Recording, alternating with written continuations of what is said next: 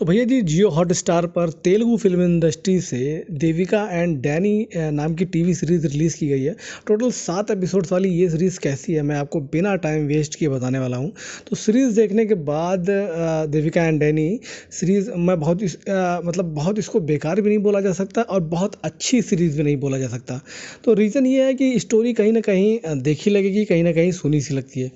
तो देविका एक school teacher है और अपने घर से 25 किलोमीटर की दूरी के बाद वो आज तक कहीं गई ही नहीं है।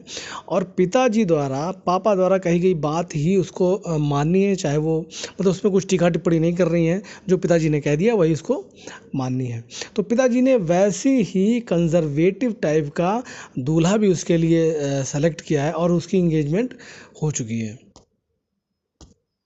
देविका के दादाजी एक ऐसे पंडित हैं जो कि भूतों को देख सकते हैं और उनको मुक्ति दिला सकते हैं, लेकिन घर में परेशानी आने के बाद उन्होंने ये काम छोड़ दिया है। सिर्फ भोलेनाथ की पूजा पाठ करते रहते हैं। तो एक दिन स्कूल में देविका को डैनी मिलता है और देविका को बोलता है कि वो भी इसी स्कूल का स्टूडेंट है और उसे भी म्यूज़िक पसंद है, क्योंकि देविका एक म्यूज़िक टीचर है तो उसे भी पसंद है। फिर दोनों ऐसे ही मिलने लगते हैं। तो उन दोनों देविका को भी उसका साथ अच्छा लगने लगता है, रोज़ रेगुलर मिलने लगते हैं। फिर एक दिन देविका डैनी को बताती है कि वो उसे पसंद करने लगी है। फिर आपको झटका लगने वाला है। फिर डैनी उससे बताता है कि भैया एक्चुअली में वो एक आत्मा है, उसके दादा ने उसकी मदद नहीं की है, तो इसीलिए अब वो देविका के पास आया। लेकिन देविका को भी ये बात नहीं पता है कि भूत उसको भी दिखते हैं, मतलब जो उसके दादा को जो भूत दिखते थे वो वाली विरासत देविका को मिली हुई है, ये बात देविका को नहीं पता थी।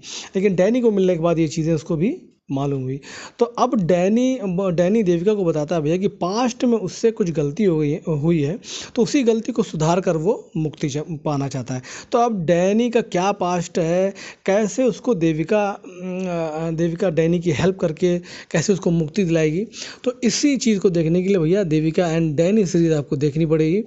ये सुनी सुनाई यही स्टोरी है भैया, 50-50 का मामला है।